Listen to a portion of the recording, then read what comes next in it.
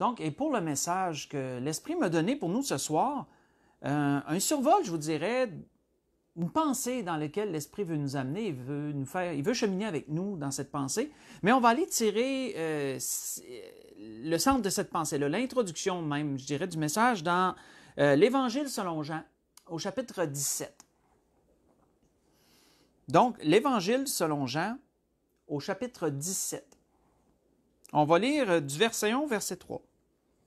Dans le chapitre 17, bien, on se retrouve dans la dernière prière que notre Seigneur a faite avant de souffrir, avant d'aller au jardin de Gethsémani et connaissez tous les événements qui s'en sont suivis.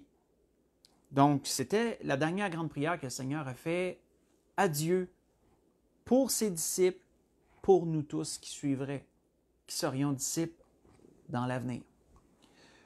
Donc, on voit que le Seigneur dit dans Jean 17, verset 1, à partir du verset 1, on va lire jusqu'au verset 3. On voit qu'il dit, « Après avoir parlé ainsi, Jésus leva les yeux au ciel et dit, « Père, l'heure est venue. Glorifie ton Fils, afin que ton Fils te glorifie. Selon que tu lui as donné le pouvoir sur toute chair, afin qu'il accorde la vie éternelle à tous ceux que tu lui as donnés. Or, la vie éternelle, c'est qu'ils te connaissent, toi, le seul vrai Dieu, et celui que tu as envoyé, Jésus-Christ. » On va arrêter là. Comme vous voyez, excusez de vous couper court dans la belle lecture de cette belle prière que vous pourrez sans doute continuer si vous le désirez pendant la semaine plus tard. Mais on va s'arrêter sur la pensée que le Seigneur amenait premièrement dans sa prière où il rendait gloire à Dieu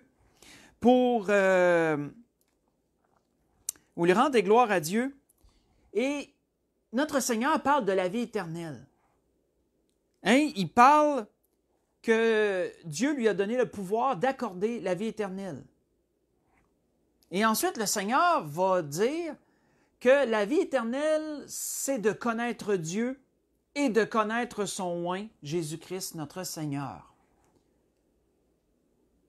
Qu'est-ce que notre Seigneur voulait dire par là? Premièrement, c'est que la connaissance de Dieu nous permet d'accéder à la vie éternelle. En d'autres mots, c'est ce que le Seigneur voulait dire. Quand il dit « te connaître, c'est d'avoir la vie éternelle », te connaître, c'est d'accéder, en d'autres mots, à la vie éternelle, c'est d'y avoir accès. Et connaître aussi notre Seigneur Jésus-Christ. On va se poser certaines questions, on va partir de là, et on va laisser l'Esprit cheminer avec nous ce soir à travers ce qu'il veut nous donner. On va se poser certaines questions. Premièrement, est-ce que cette connaissance qui donne la vie éternelle, cette connaissance de Dieu qui donne la vie éternelle est chez tout le monde? Est-ce que tous ont cette connaissance qui mène à la vie éternelle? À la base, je vais juste vous citer ce que l'apôtre Paul avait dit aux Corinthiens sur cette première question qu'on va se poser. L'apôtre Paul dit ceci. Il dit, pour ce qui est des viandes sacrifiées aux idoles, nous savons qu'il n'y a point d'idole dans le monde et qu'il n'y a qu'un seul Dieu. Car s'il est des êtres qui sont appelés dieux, soit dans le ciel, soit sur la terre, comme il existe réellement plusieurs dieux et plusieurs seigneurs, néanmoins, pour nous, il n'y a qu'un seul Dieu, le Père, de qui viennent toutes choses, et pour qui nous sommes, et un seul Seigneur, Jésus-Christ, par qui sont toutes choses, et par qui nous sommes. Et on voit qu'au début du verset suivant, l'apôtre Paul dit « Mais cette connaissance n'est pas chez tous. » Ce que je vous ai lu, c'est dans 1 Corinthiens chapitre 8. J'ai lu du verset 4 au verset 7, mais j'ai pris juste le début du verset 7 pour le sujet dans lequel l'Esprit nous donne. Donc, on voit on voit que c'est l'endroit où il parle des viandes sacrifiées aux idoles, etc. Et l'apôtre Paul fait cette déclaration que pour lui, il est clair que les idoles n'existent pas, qu'il n'y a pas d'autre Dieu qui existe que Dieu. Et ensuite, il parle qu'il y a des personnes pour qui existent plusieurs dieux, selon eux. Ça ne veut pas dire que ces dieux existent réellement, mais pour eux, ils croient qu'ils existent. Et ensuite, l'apôtre Paul ramène en disant que pour nous, pour ceux qui ont la connaissance de Dieu, ils savent qu'il n'y a qu'un seul Dieu. Il n'y a qu'un seul Dieu, Père de toutes choses, et il n'y a qu'un seul Seigneur, Jésus-Christ, par qui sont toutes choses et par qui nous sommes également. Donc, est-ce que cette connaissance est chez tous? Non. La connaissance qui mène à la vie éternelle n'est pas chez tous. C'est la première chose qu'on peut voir. Et on va maintenant creuser plus loin. Question qu'on va se poser encore, d'où part cette connaissance? Et c'est surtout sur ce sujet-là que l'Esprit va nous diriger ce soir. D'où part la connaissance de Dieu? Connaissance qui mène à la vie éternelle. D'où part-elle? Où commence-t-elle? Pour ça, on va aller dans Matthieu chapitre 22. On va commencer là. Dans Matthieu chapitre 22. Sujet intéressant que l'Esprit m'a donné, je trouve, pour nous ce soir. Et même si ça semble évident, vous allez voir que l'Esprit va nous dévoiler de belles choses à travers cela. Donc, d'où part la connaissance de la vie éternelle, la connaissance de Dieu qui mène à la vie éternelle? D'où part-elle? On va premièrement voir un exemple ici d'un groupe de gens qui sont venus voir le Seigneur, d'un parti. Vous allez voir, je vais développer. Un parti qui est venu voir le Seigneur. On voit qu'il est dit, à partir du verset 23 de Matthieu chapitre 22, il est dit le même jour, les Sadducéens, qui disent qu'il n'y a point de résurrection, vinrent auprès de Jésus et lui posèrent cette question. Maître, Moïse a dit, si quelqu'un meurt sans enfant, son frère épousera sa veuve et suscitera une postérité à son frère. Or, il y avait parmi nous 7 frères. Le premier se maria et mourut. Et comme il n'avait pas d'enfant, il laissa sa femme à son frère. Il en fut de même du deuxième, puis du troisième, jusqu'au 7e. Après eux tous, la femme mourut aussi. À la résurrection, duquel des 7 sera-t-elle donc la femme? Car tous l'ont eue. Et Jésus leur répondit, vous êtes dans l'erreur. Notez ce que Jésus leur répond. Vous êtes dans l'erreur, parce que vous ne comprenez ni les Écritures, ni la puissance de Dieu. Car à la résurrection, les hommes ne prendront point de femmes, ni les femmes de Marie, mais ils seront comme les anges de Dieu dans le ciel. Pour ce qui est de la résurrection des morts, n'avez-vous pas lu ce que Dieu a dit? Je suis le Dieu d'Abraham, le Dieu d'Isaac et le Dieu de Jacob. Dieu n'est pas le Dieu des morts, mais des vivants. Et la foule qui écoutait fut frappée de l'enseignement de Jésus. On va arrêter là. Ce que nous devons comprendre, au temps de notre Seigneur, il y avait 2 partis religieux principaux, ceux qu'on voit dans le Nouveau Testament. 2 partis religieux dominants, je dirais, le peuple. Le premier parti étaient les pharisiens, qu'on va voir tantôt, on va parler d'eux autres aussi. Et le deuxième parti était les Sadducéens qu'on voit ici.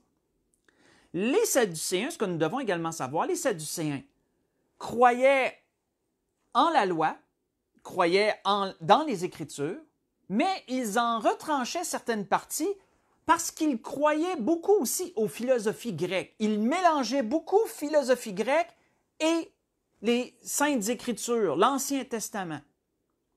De sorte que l'un n'était pas compatible directement avec l'autre, donc les Sadducéens, eux, ne croyaient plus en la résurrection des morts, entre autres, ne croyaient plus aux anges, ne croyaient pas non plus aux esprits, entre autres choses. Si vous voulez aller voir ça pendant la semaine, vous pourrez voir ça dans Acte 23, verset 8. Juste une petite référence à ce que les Sadducéens ne croyaient pas. Et on voit ici que les Sadducéens ont apporté ce cas au Seigneur parce que ces gens-là croyaient prendre le Seigneur en défaut. Donc, comprenons que le parti des Sadducéens avait quand même une certaine connaissance de la loi. Ils avaient une connaissance des Écritures. On comprend ça. Mais quelle a été la réponse du Seigneur? Vous ne comprenez ni les Écritures, ni la puissance de Dieu. Quel a été son verdict envers eux?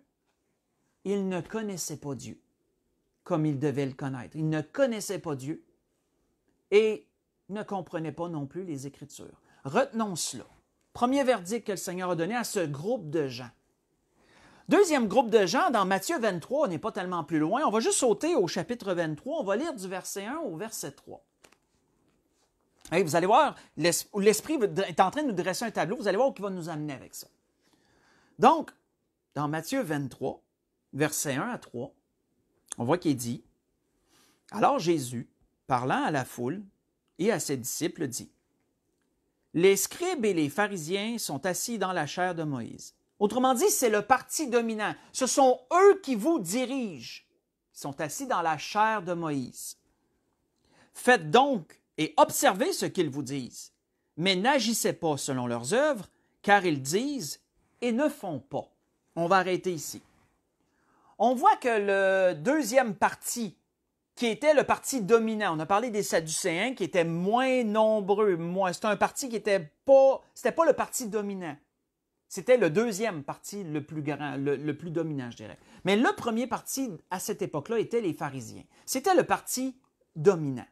C'était eux qui exerçaient à peu près toute l'autorité. Pas toute, parce que dans le Sanhédrin, il y avait aussi des Sadducéens puis des pharisiens, ça se mêlait, ça, là, dans le Sanhédrin, qui était, on sait, un peu la cour de l'époque, là. Il y avait des pharisiens, il y avait des Sadducéens aussi qui étaient dans cette cour-là, le Sanhédrin. Mais le parti le plus populaire était les pharisiens. Et les pharisiens croyaient en toutes les Écritures, contrairement aux Sadducéens. Ils croyaient en toute la loi. Ils gardaient toute la loi. Sauf que les pharisiens, eux, à la loi. Ils avaient toutes sortes d'ordonnances diverses, toutes sortes de traditions diverses qu'ils ajoutaient à la loi. Eux, c'était ça. Entre autres, si vous voulez le lire pendant la semaine pour voir c'est quoi ces traditions-là, vous pouvez voir ça dans Marc 7. Marc 7, lisez à partir du verset 1 jusqu'au verset 13. Et vous allez voir qu'ils avaient des ordonnances par rapport à... Ils avaient pas des ordonnances, des traditions par rapport à la purification de toutes sortes de choses avant de manger, les bols, les ci, les ça, etc. On voit qu'aussi, il y avait des traditions par rapport à la loi. Il apprenait la désobéissance de certaines portions de la loi au détriment de traditions qu'ils croyaient, eux. Et on voit que le verdict du Seigneur a été quoi?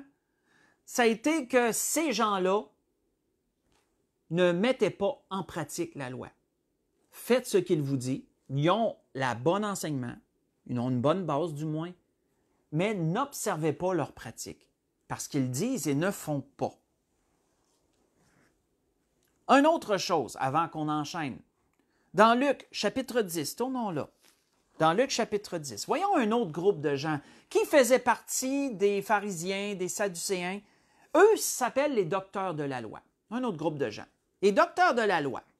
Selon le dictionnaire, c'est quoi là, un docteur de la loi? Quand on regarde, quand on cherche dans les concordances, etc., c'est un scribe chargé de l'enseignement et de l'explication de la loi de Moïse.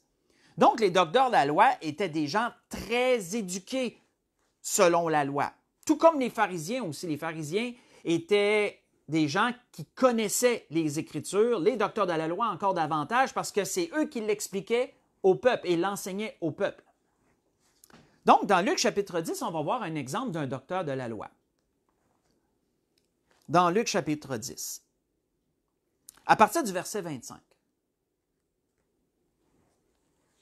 on voit qu'il est dit, « Un docteur de la loi se leva et dit à Jésus pour l'éprouver, « Maître, que dois-je faire pour hériter la vie éternelle? » Voyez-vous que c'était souvent pour éprouver, hein? La Bible revient souvent là-dessus, pour tester Jésus, pour le mettre à l'épreuve, pour voir s'il ne pouvait pas le prendre en défaut d'une façon ou d'une autre. Donc, il lui pose cette question, « Maître, que dois-je faire pour hériter de la vie éternelle? » On sait que Jésus savait que c'était un docteur de la loi. Donc, Jésus lui dit, « Qu'est-il écrit dans la loi? Qui lis-tu? » Il me semble que ça va être facile pour un docteur de la loi de citer des portions de la loi. Et on voit que le docteur de la loi, il répondit, « Tu aimeras le Seigneur ton Dieu de tout ton cœur, de toute ton âme, de toute ta force et de toute ta pensée. Et ton prochain comme toi-même. » Donc, on voit qu'il a réussi avec facilité à citer certaines portions de la loi parce qu'il connaissait les Écritures. Connaissait les Écritures. Mais ensuite, le Seigneur le prend un peu, comment je pourrais dire, au dépourvu. Et il répond simplement à cet homme-là, « Fais ça et tu vivras. » Autrement dit, tu viens de donner la réponse.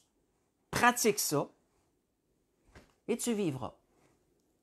Mais lui, le docteur, voulant se justifier, dit à Jésus, Et qui est mon prochain? On va arrêter là parce que là, après avoir posé cette question-là au Seigneur, qui est mon prochain? Bien là, le Seigneur l'amène dans une parabole. Le Seigneur l'amène dans une histoire. Ou que dans cette histoire-là, il y a une personne qui se fait attaquer par des brigands puis qui est laissée à demi-mort dans un fossé. Et là, ensuite, vient différentes personnes qui croisent son chemin. Hein. Un sacrificateur croise son chemin. Un lévite croise son chemin. Et ensuite, un publicain croise son chemin. Pas un publicain, excusez-moi, un samaritain croise son chemin. Et là, on voit que le Seigneur nous dit que le samaritain, bien, il a pris cet homme-là, il l'a sorti du fossé, on voit qu'il l'a traité, l'a soigné, l'a amené à l'hôtellerie, il a pourvu à ses besoins, etc., etc. Et ensuite, si on saute au verset 36, là, le Seigneur pose la question au docteur de la loi. Après y avoir exposé la parabole, il pose cette question au docteur de la loi. Lequel de ces trois te semble avoir été le prochain de celui qui était tombé au milieu des brigands? Donc, le docteur de la loi raisonne facilement. Il dit, c'est celui qui a exercé la miséricorde envers lui. Répondit le docteur de la loi. Et Jésus lui dit, va et toi fais de même. On va arrêter là. Mais donc quoi ici, frères et sœurs? Nous voyons un docteur de la loi, quelqu'un qui connaît les Écritures, incapable de répondre à une question quasiment élémentaire. Qu'est-ce qu'on a remarqué, frères et sœurs, jusqu'à présent? Des Sadducéens qui connaissent les Écritures. Et pourtant, Jésus leur fait la réprimande, vous ne connaissez ni la puissance de Dieu, ni les Écritures, vous ne comprenez ni les Écritures, ni la puissance de Dieu. En d'autres mots, vous ne connaissez pas comme il faut connaître. On voit des pharisiens, des gens éduqués dans la loi. Et le Seigneur dit, « Ah oui, faites ce qu'ils disent. » Mais n'agissez pas comme eux autres. Ils disent, mais ne font pas. On voit encore qu'il leur manque quelque chose, eux autres aussi. Ensuite, des docteurs de la loi. Et pourtant, on me semble que si on n'a rien trouvé chez les pharisiens, si on n'a pas trouvé la connaissance de Dieu chez les pharisiens, si on n'a pas trouvé la connaissance de Dieu chez les Sadducéens, il me semble qu'on devrait la trouver chez les docteurs de la loi. Et pas plus. On voit que le docteur de la loi, quoi qu'il est capable de réciter des versets sur le bout de ses doigts, il lui manque la connaissance la plus élémentaire. Qu'est-ce que ces trois groupes de gens avaient en commun, frères et sœurs? Et souvenez-vous de la question que l'Esprit a amenée au début. Qu'est-ce que ces trois groupes de gens avaient en commun? Je vais juste vous citer un verset. On voit que Jésus avait dit un jour, puis on peut toutes les englober, là. Jésus avait dit un jour ceci, « Vous sondez les Écritures parce que vous pensez avoir en elles la vie éternelle, et ce sont elles qui rendent témoignage de moi. » Voyez ça dans Jean chapitre 5, verset 39. Malgré leur divergence d'opinion, parce qu'on sait que les pharisiens et les sadducéens n'étaient pas d'accord sur bien des choses, malgré leur divergence d'opinion, les sadducéens, les pharisiens, les docteurs de la loi avaient tous le même problème. Ils avaient une connaissance des Écritures sans avoir la connaissance de Dieu, la connaissance qui mène à la vie éternelle. C'est quelque chose, ça. Ils avaient la connaissance des Écritures sans avoir la connaissance de Dieu. Particulier. Donc, souvenez-vous de la question. Où commence la connaissance de Dieu? Comme on peut le voir, la connaissance de Dieu ne commence pas par les Écritures elles-mêmes. Ce ne sont que des écrits, c'est du papier avec des écrits dessus. Je ne veux pas diminuer la parole de Dieu, là. Comprenez-moi bien. Mais la connaissance de Dieu, le début de la connaissance de Dieu ne commence pas là. Elle ne commence pas là. Ces trois groupes de gens-là la connaissaient, la loi. Et pourtant, ils n'avaient pas la connaissance de Dieu. Où commence-t-elle donc? Continuons. Dans Jean chapitre 9. Tournons dans Jean chapitre 9 cette fois-ci. Jean chapitre 9. On va lire à partir du verset 29. Je vous mets en contexte parce que là, on va arriver au milieu d'un fait. Donc, dans cet endroit-là, on voit un aveugle-né. On voit un aveugle-né qui a rencontré le Seigneur. Et le Seigneur lui a dit, on voit que le Seigneur a fait de la boue avec sa salive, a appliqué ça sur ses yeux, puis ensuite il a dit d'aller se laver les yeux. au réservoir de Siloé. On voit que cet aveugle-né a réussi à se rendre au réservoir, il s'est lavé les yeux et il voyait clair. Miracle.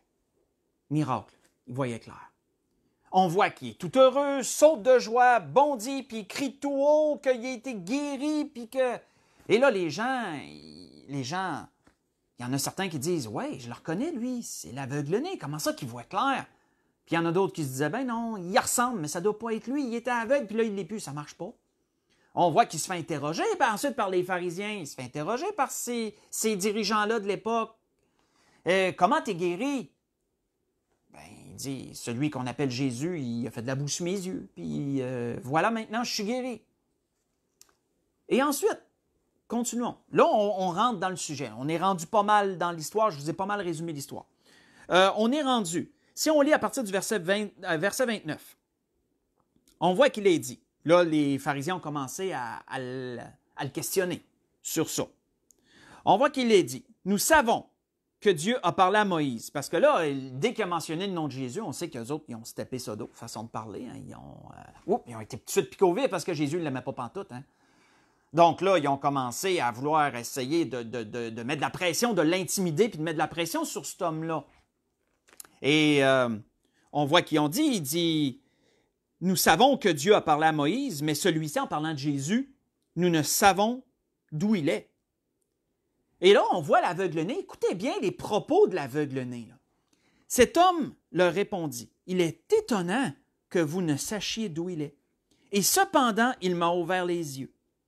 Nous savons que Dieu n'exauce point les pécheurs. Mais si quelqu'un l'honore et fait sa volonté, il l'exauce. Jamais a-t-on entendu dire que quelqu'un ait ouvert les yeux d'un aveugle. Si cet homme ne venait pas de Dieu, il ne pourrait rien faire.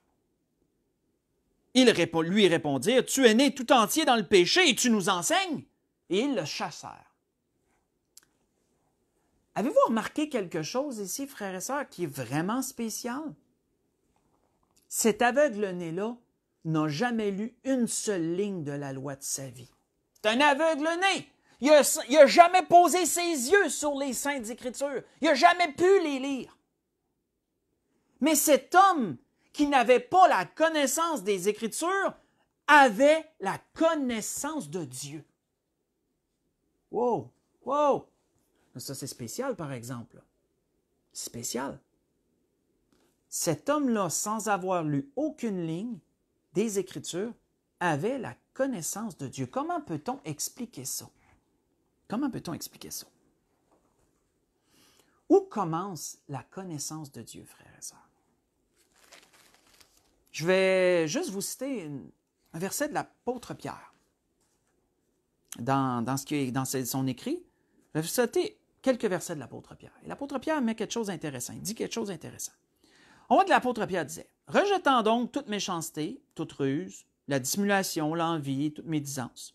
Désirez comme des enfants nouveau-nés le lait spirituel et pur, afin que par lui vous croissiez pour le salut, si vous avez goûté que le Seigneur est bon. » Arrêtons là. Je vous ai lu dans 1 Pierre chapitre 2, versets 1 à 3. Donc Pierre exhorte sur quelques points, et ensuite il leur dit finalement, si vous avez goûté que le Seigneur est bon.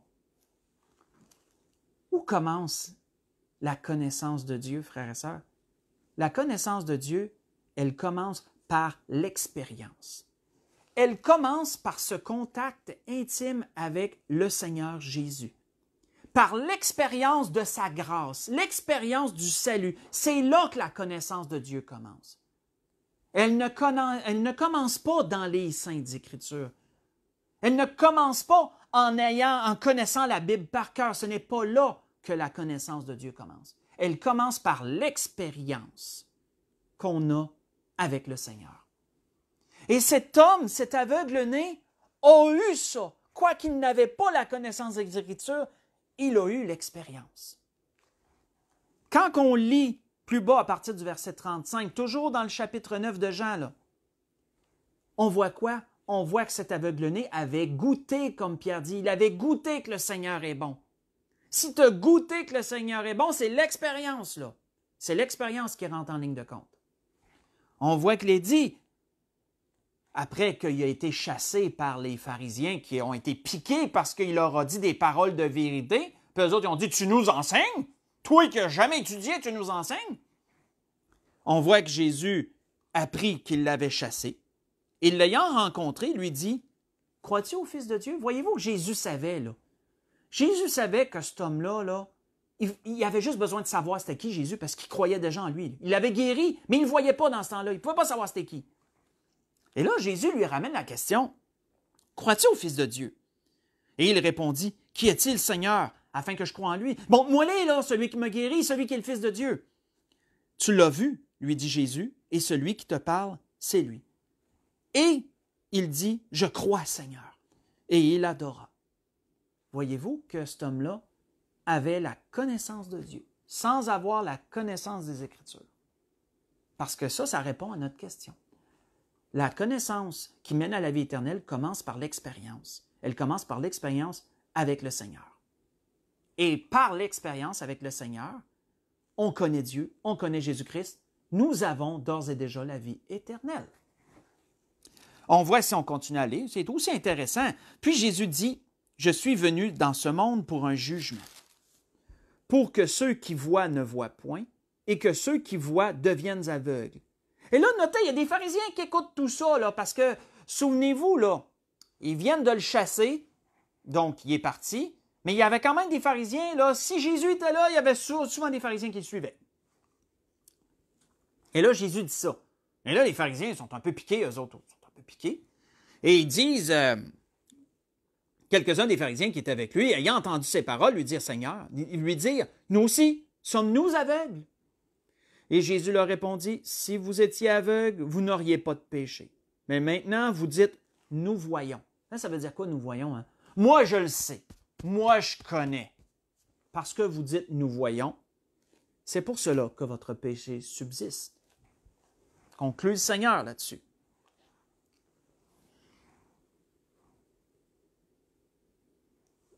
Mais il y a une chose, frères et sœurs, que je voudrais mettre au clair avant qu'on aille vers la conclusion en rapport de ce que l'Esprit voulait nous donner ce soir. Est-ce que la connaissance des Écritures est négligeable? Parce que là, on a parlé d'où commence la connaissance de Dieu. La connaissance de Dieu commence par l'expérience. Elle commence par expérimenter le salut à travers Jésus-Christ. Est-ce que la connaissance des Écritures, on peut carrément dire, je n'ai pas besoin de lire la Bible, je n'ai pas besoin de la connaître? Non, non, non. Absolument pas.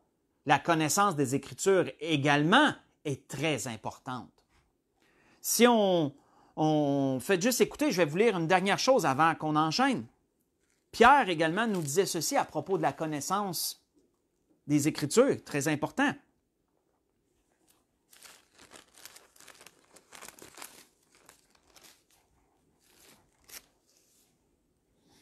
On voit que Pierre avait dit aussi, il avait dit, « Vous donc, bien-aimés qui êtes avertis, tenez-vous sur vos gardes, de peur qu'entraînés par l'égarement des impies, vous ne veniez qu'à déchoir de votre fermeté. Mais croissez dans la grâce et dans la connaissance de notre Seigneur et Sauveur Jésus-Christ. À lui soit la gloire maintenant et pour l'éternité. Amen. » Ce que je vous ai lu, c'est dans 2 Pierre 3. J'ai lu verset 17 et le verset 18. La connaissance des Écritures, frères et sœurs, commence par l'expérience, mais elle se bâtit, se grandit à travers la connaissance des Écritures. Comprenons-nous? Premièrement, on accepte Jésus comme notre Sauveur, on goûte que le Seigneur est bon, lavé de nos péchés, pardonné pour nos fautes, on acquiert l'expérience, la connaissance de Dieu est là, connaissance de Jésus-Christ, la vie éternelle est acquise. Mais si on veut croître dans cette connaissance, on doit lire, on doit méditer les Saintes Écritures. Elles contribuent à notre croissance spirituelle. Donc, voyons-nous qu'il ne faut pas négliger quand même la connaissance des Écritures, il ne faut pas la négliger. Mais ce n'est pas elle qui amène la connaissance de Dieu, premièrement. Donc, c'était ça que l'Esprit voulait nous amener ce soir, de bien comprendre cette portion. On a la grâce excellente d'avoir la vie éternelle. Pour ceux qui ont reçu Jésus-Christ comme leur Sauveur et Seigneur, on a la grâce excellente d'avoir la vie éternelle. On a la grâce excellente de connaître Dieu. Et on va conclure là-dessus. Allons voir ce que Jérémie, là je vous emmène dans l'Ancien Testament pour conclure. Allons voir ce que Jérémie a dit sur ça, le prophète. Dans Jérémie chapitre 9.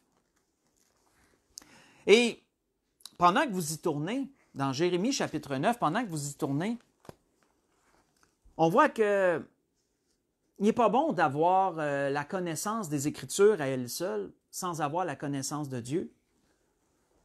Parce que on voit que Paul avait dit aux Corinthiens une chose qui un peu met en lumière ça. Paul avait dit ceci aux Corinthiens à propos de la connaissance des Écritures. Il leur avait dit,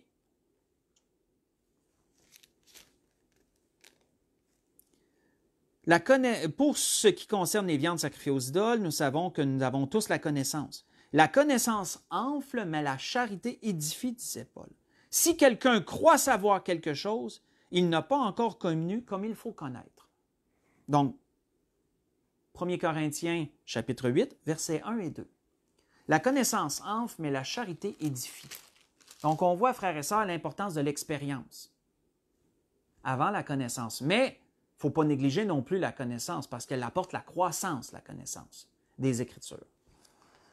Mais la grâce excellente qu'on a, Jérémie en a parlé, dans Jérémie chapitre 9, si on lit le verset 23 et 24, on va conclure là-dessus. On voit que Jérémie dit, « Ainsi parle l'Éternel, que le sage ne se glorifie pas de sa sagesse, que le fort ne se glorifie pas de sa force, que le riche ne se glorifie pas de sa richesse, mais que celui qui veut se glorifie d'avoir de l'intelligence et de me connaître, de savoir que je suis l'Éternel. » Nous avons, frères et sœurs, la grâce excellente de connaître Dieu et d'avoir la vie éternelle. Rendons gloire à Dieu à chaque instant d'avoir eu accès à cette connaissance. Si quelqu'un qui écoute cette vidéo ce soir et qui n'est pas sauvé, qu'il sache qu'il peut connaître toutes les Écritures qu'il veut. S'il veut, il peut essayer de réciter la Bible par cœur, ça y amènera pas plus la connaissance de Dieu. On l'a démontré. On le démentit, que la connaissance des Écritures n'amène pas la connaissance de Dieu. Si quelqu'un veut connaître Dieu, il doit premièrement passer par l'expérience. Il doit aller au pied de la croix. Il doit se reconnaître pécheur. Il doit accepter Jésus comme son sauveur personnel. Et ensuite, par cette expérience avec le Seigneur, il acquérera la connaissance de Dieu, un peu comme l'aveugle-né. Et par la suite, il pourra croître dans cette connaissance par la connaissance des Écritures. C'était ce que l'Esprit voulait nous amener ce soir. Je voudrais vous souhaiter à tous une belle fin de soirée, un bon restant de semaine. Continuons à prier pour nos pasteurs, continuons à prier pour nos églises, prions pour nos personnes âgées, mais ayons une pensée toute spéciale pour nos enfants qui vont retourner à l'école la semaine prochaine, et aussi pour nos sœurs et nos frères dans le Seigneur qui sont enseignants et qui auront à faire face à tout ce qui va entourer ça. Bonne fin de soirée tout le monde, que le Seigneur vous bénisse tous.